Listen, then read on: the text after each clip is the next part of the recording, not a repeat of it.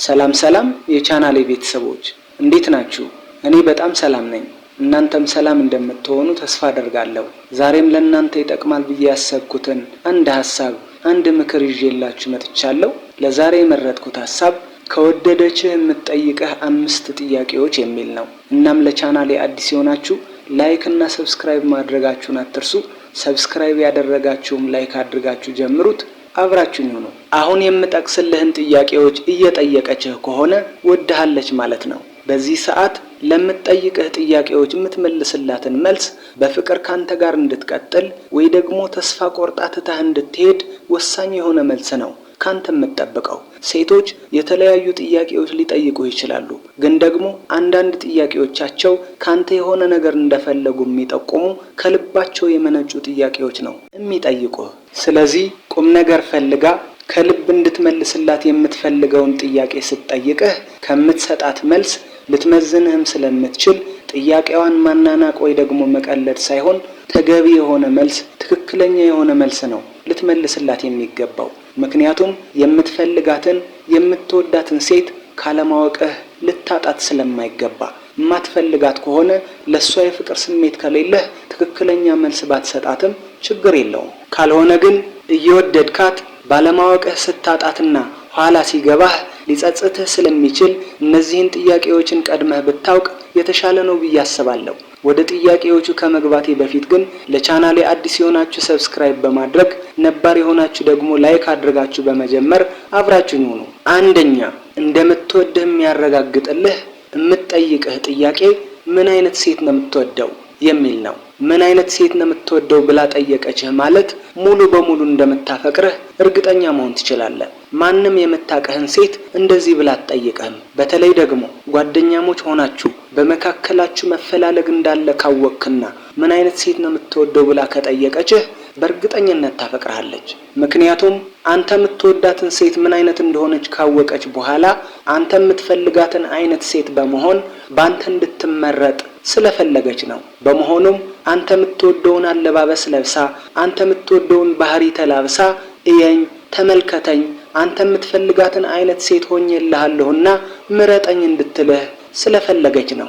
በመሆኑም ብቻ ምረጠኝ እንጂ አንተ እንደምትፈልጋት አይነት ሴት ሆነልሃለሁ እያለችህ ነው። እናም አንዲት ሴት አሁን የጠቀስኩትን ጥያቄ ከጠየቀችህ ታፈቅርሃለች ማለት ነው። ስለዚህ የምትፈልጋት ከሆነ እንዳታጣት በጊዜው እንድትረዳት ነው። ሁለተኛ፣ እንደወደደችህ የሚያረጋግጥልህ ጥያቄ ደግሞ ምንድነው? ለመጨረሻ ጊዜ የተደሰትክበት መቼ ነው ትልሃለች። ወይ ደግሞ ለመጨረሻ ጊዜ ያዘንክበት መቼ ነው ብላ ትጠይቅሃለች። እነዚህ ቀላል የሚመስሉ ጥያቄዎች ግን ደግሞ ስሜቶቻቸውን እንዲተሳሰሩ የሚያደርጉ ወጎችን ከሴት ልጅ አንደበት እየሰማሃቸው ከሆነ ወድሃለች፣ ፈልግሃለች ማለት ነው። እናም ይህንን ስሜት እንዲቀጥል የምታደርገው አንተ ነህ፣ እንዲቆምም የምታደርገው አንተ ነህ ማለት ነው በምትመልስላት መልስ። ስለዚህ እንዳፈቀረችህ ከተረዳህ እሷ የምትፈልገውን ደስ የሚያሰኛትን መልስ በመስጠት ስለምትወድህ በቀላሉ ያንተ ልታደርጋት ትችላለህ። ይሄ ማለት ግን ሳትፈልጋት እሷ ስለወደደችህ ብቻ ለጊዜያዊ ነገር እንድትጠቀምባት ሳይሆን እንዳትሳሳት ወይ ደግሞ ሊያስገምትህ የሚችል ቃል ከአንደበትህ እንዳይወጣ እንድትረዳትና ካለማወቅህ እንዳታጣት ነው። ሶስተኛ፣ እንደምትወድህ የሚያረጋግጥልህ ጥያቄ ደግሞ ምንድነው? ደጋግማ አታገባም እንዴ የምትልህ ከሆነ በተለይ ደግሞ አሪፍ ጨርቅ ልብስ ወይ ደግሞ ሱፍ ለብሰህ አምሮብህ ዘንጠህ ባየችህ ጊዜ ተምረሃል፣ ተመርቀሃል፣ ስራ ይዘሃል፣ አታገባም እንዴ እያለች ደጋግማ ተረድተኛል ደጋግማ የምትጠይቅህ ከሆነ በጣም ትወድሃለች ማለት ነው።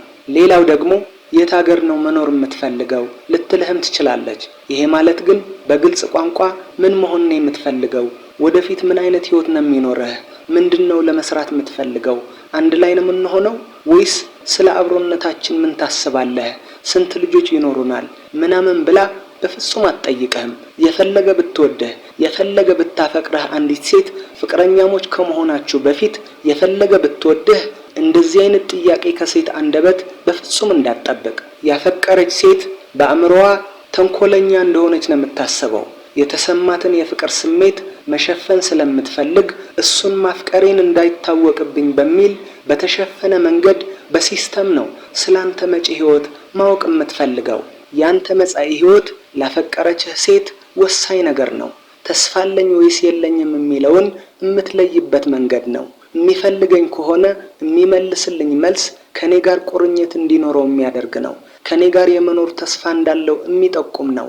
ካልፈለገኝ ደግሞ ከኔ እንዲርቅ የሚያደርገው መልስ ነው የሚመልስልኝ ብላ ነው የምታስበው። እናም ማፍቀሯን ማንም እንዲያውቅላት ስለማትፈልግ ቀለል አድርጋ እየተማርክ ከሆነ ስለ ትምህርትህ፣ በቀጣይ ምን እንደምታደርግ፣ ከተመረቅክ በኋላ ደግሞ ምንድነው የምትሰራው የሚለውን ለጠቅላላ እውቀት አስመስላ ትጠይቃለች። ስራ ላይ ከሆንክ ደግሞ እንደነገርኩህ መጪ ህይወትህ እንዴት ያለ እንዲሆን ነው የምትፈልገው፣ መቼ ነው ራስህን የምትችለው፣ መቼ ነው ትዳር የምትይዘው የሚሉ ጥያቄዎችን ትጠይቃለች። ስለዚህ ማለት የፈለግኩት ተረድተኸኝ ከሆነ ተደነጋግረህ ያልሆነ መልስ መስጠት ሳይሆን በቀላሉ ያንተ ሊያደርጋት የሚችል መልስ ነው ልትሰጣት የሚገባው። በአጠቃላይ ስለ ነገ ተስፋዋ አንተ ላይ ያላትን እምነት ለማረጋገጥ ስትጠይቅህ አንተ ላይ እምነት ሊያሳድርባት የሚያስችላትን አሳማኝ የሆነ ምላሽ በመስጠት ልታስረዳት ይገባል። በመሆኑም ሁሌ እንደ ልጅ ከወላጆችህ ጋር ወይ ደግሞ ከወንድሞችህ ጋር ወይ ደግሞ ከሆነ ሰው ጋር ተጠግተህ የምትኖር ከሆነና ራስህን ስለመቻልና ትዳር ስለመያዝ ምንም ተስፋ ካላየችብህ ራስህን እንኳን እንደማትችልና ለትዳር እንደማትበቃ ተረድታ ትታህ እንድትሄድ ታደርጋታለህ። አራተኛ ስላንተ ንገረኝ ትልሃለች። ይሄ ማለት ዲቴይል ገብታ ማለት ነው።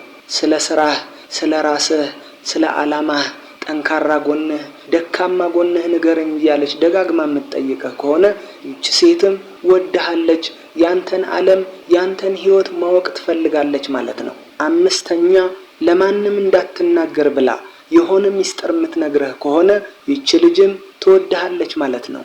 ይሄ ማለት ግን ቁጭ ብላችሁ ሰው ስታሙ ስለ አንድ ሰው የሆነ ነገር ነግራህ እናም ለማንም ሰው እንዳትናገር ካለችህ ወዳህ ሳይሆን የሐሜት ወሬ ነው። እንደዛ ማለት ሳይሆን በውስጧ ያለ ማንም ሰው ያልሰማው የሆነ የተሰማትን ነገር ወይ ደግሞ እሷ ብቻ የምታውቀውን በውስጧ ለብዙ ጊዜ ያኖረችውን ነገር በተለይ ደግሞ ስለ ግለ ህይወቷ ላንተ የምታካፍልህ ከሆነ በጣም ትወድሃለች ማለት ነው። ሁሉም ሰው የራሱ የሆነ ድብቅ ሚስጥር አለው። ሁሉም ሰው የራሱ የሆነ ደካማ ጎን አለው። ደካማ ጎናችንን ደግሞ ማንም ሰው እንዲያውቅልን አንፈልግም። እናም አስተዳደጓ ሊሆን ይችላል፣ የተጎዳችው ጉዳት ሊሆን ይችላል፣ የተለየ ደስታ የፈጠረላትን ነገር ሊሆን ይችላል። በመሆኑም ይህንን ሚስጥር ለሰው ካካፈልኩኝ ሰዎች ሊሰድቡኝ ይችላሉ፣ ሊንቁኝ ይችላሉ፣ ወይ ደግሞ ሊጎዱኝ ይችላሉ ብላ አስባ በውስጧ ያኖረችውን ነገር ከራሷ ጋር ብቻ ግንኙነት ያለው ሚስጥር ላንተ ብቻ ነው እያካፈልኩት ያለሁትና ለማንም ሰው እንዳትናገር ብላ የምትነግርህ ከሆነ ይህች ልጅ በጣም ትወድሃለች፣ በጣም ታፈቅርሃለች ማለት ነው። ይህንን ነገር አስባበት አይደለም የምትነግርህ፣ ስሜቷ ገፋፍቷት ነው እንጂ በአእምሮዋ አንተን ማፍቀሯን እንዲታወቅላት አትፈልግም።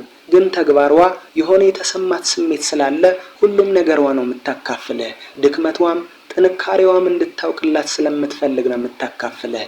ስለምትወድህ ሁለመናዋን ላንተ ግልጥልጥ የምታደርግበት ጊዜ ስላለ ነው። ስለዚህ እወቅላት፣ ተረዳት። ስድስተኛ አንተ ህይወት ውስጥ ለመግባት ትጥራለች። ታዲያ እኔ ህይወት ውስጥ ለመግባት እንደፈለገች በምን ላውቅ እችላለሁ ካልከኝ ቀለል አድርጋ የምትጠይቅህ ጥያቄ አለ። እሱም ምን እያሰብክ ነው ትልሃለች። ከዚህ በፊት ስለሆነ ጉዳይ አውርታችሁ ከነበረና አሁንም ያንን ጉዳይ እንዳረሳችሁ ወይ ደግሞ እንዳልተወችው ማሳያ የሚሆንህን ስለዛ ነገር እንዴት እያስቀጠልከው እንደሆነ ደጋግማ ትጠይቅሃለች። እሱንም ምንድነው ስለዚህ ጉዳይ ምን እያሰብክ ነው? እንደዚህ ብለህ ነበረ ትልሃለች። እናም ረስታችሁት የነበረውን ጉዳይ ራሷን ስታ የምትጠይቅህ ከሆነ ስታስታውስህ ስታስብህ ውላለች ማለት ነው። ወይ ደግሞ ልትረሳህ አትፈልግም ማለት ነው። በአጠቃላይ ሴቶች አንድን ወንድ ካልወደዱት ከሱ ጋር ብዙ ጊዜ በወሬ ማሳለፍ አይፈልጉም። ይሰለቻቸዋል፣ ይደብራቸዋል፣ ይደክማቸዋል። ከወደደችህ ብቻ ነው ወሬዎችን እያነሳች ስላንተ ጉዳይ እንዳሳሰባት የሚያመለክቱ የተለያዩ ጥያቄዎችን እምትጠይቅህ። ስለዚህ ከነዚህ ጥያቄዎች ልትረዳት ይገባል። እንግዲህ ለዛሬ ያዘጋጀሁትን ሐሳብ ይሄን ይመስል ነበረ። ላይክ እና ሰብስክራይብ ማድረጋችሁን አትርሱ። ከተመቻችሁም ሼር አድርጉት።